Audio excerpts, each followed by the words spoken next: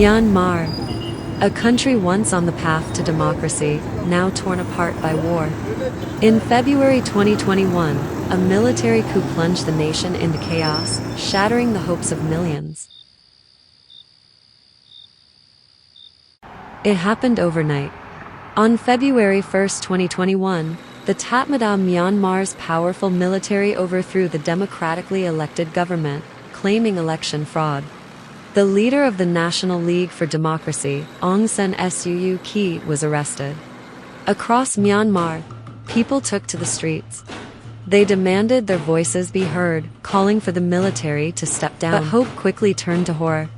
The military responded with brutal force, killing unarmed protesters and imposing martial law. What began as peaceful demonstrations soon escalated into a fight for survival.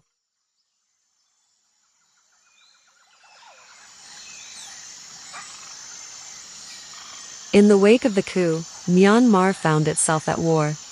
The People's Defense Forces, or PDFs, formed to resist the military's iron grip.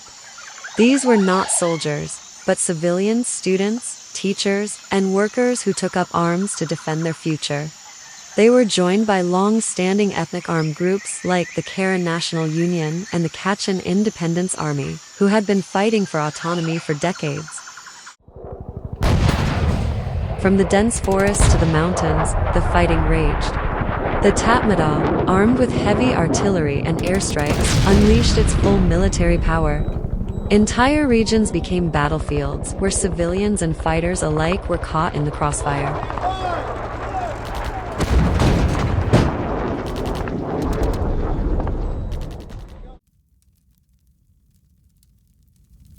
As the war spread, so did the suffering. Over 1 million people were displaced, forced to flee their homes as villages burned. Families sought refuge wherever they could, often in makeshift camps near the borders, with little access to food or medicine. The military blockaded regions, cutting off aid. Civilians were left to fend for themselves as the rest of the world looked away.